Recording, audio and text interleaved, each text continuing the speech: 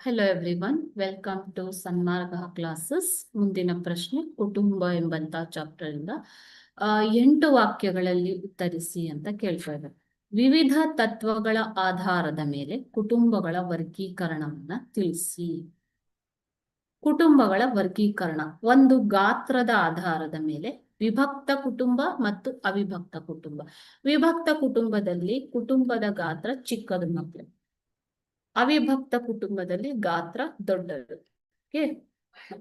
ಯಾಕೆ ಅಂತಂದ್ರೆ ವಿಭಕ್ತ ಕುಟುಂಬದಲ್ಲಿ ಬರೀ ತಂದೆ ತಾಯಿ ಮಕ್ಕಳು ಅಷ್ಟೇ ಇರುವಂತದ್ದು. ಅವಿಭಕ್ತ ಕುಟುಂಬ ಅಂತಂದ್ರೆ 2ಕ್ಕಿಂತ ಹೆಚ್ಚು ತಲೆಮಾರಿನ ಜನ ಒಟ್ಟಿಗೆ ವಾಸಿಸುವುದು, ತಂದೆ ತಾಯಿ ಮಕ್ಕಳು ಮೊಮ್ಮಕ್ಕಳು ಮರಿ ಮಕ್ಕಳು. ಓಕೆ, ಸೊ ಈ ರೀತಿಯಾಗಿ ಕುಟುಂಬದ ಗಾತ್ರ ದೊಡ್ಡದಾಗಿರುತ್ತೆ. ಅಧಿಕಾರದ ಆಧಾರದ ಮೇಲೆ ಕುಟುಂಬವನ್ನ 2 ವಿಧದಲ್ಲಿ ವಿಭಾಗಿಸಬಹುದು. ಯಾವುದು?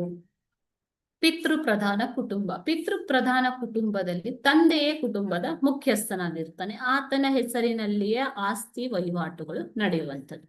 ಮಾತೃ ಪ್ರಧಾನ ಕುಟುಂಬ ಅಂತಂದ್ರೆ ತಾಯಿಯ ಕುಟುಂಬದ ಮುಖ್ಯಸ್ಥಳು, ಸೊ ಆಕೆಯ ಹೆಸರಿನಲ್ಲಿಯೇ ಒಂದು ವ್ಯವಹಾರ ಆಸ್ತಿ ಪತ್ರಗಳು ಇರುವಂಥದ್ದು. ಓಕೆ, ಸೊ ಪಿತೃಪ್ರಧಾನ ಕುಟುಂಬವನ್ನ ನೀವು ಹೆಚ್ಚಾಗಿ ಭಾರತ, ಪ್ರಾಚೀನ ಭಾರತ, ಚೀನಾ ಮತ್ತು ಈಜಿಪ್ಟ್ ನಂತಹ ದೇಶಗಳಲ್ಲಿ ನೋಡ್ಬೋದು.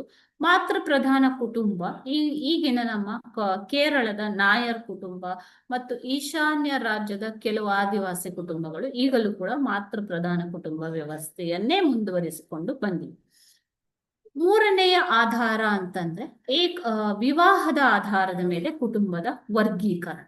ಸೊ ವಿವಾಹದ ಆಧಾರದ ಮೇಲೆ ಕುಟುಂಬವನ್ನ ಏಕಪತ್ನಿತ್ವ ಕುಟುಂಬ, ಒಂದೇ ಪತ್ನಿಯನ್ನ ಹೊಂದಿರುವಂತ ಕುಟುಂಬ. ಬಹುಪತ್ನಿತ್ವ, ಓಕೆ, ಬಹುಪತ್ನಿತ್ವ ಅಂತಂದ್ರೆ 1ಕ್ಕಿಂತ ಹೆಚ್ಚು ಪತ್ನಿಯರನ್ನ ಹೊಂದಿರುವಂತ ಗಂಡಸು ಹೊಂದಿದ್ದರೆ ಅದು ಬಹುಪತ್ನಿತ್ವ. ಬಹುಪತಿತ್ವ ಅಂತಂದ್ರೆ ಏನು ಮಕ್ಕಳೇ?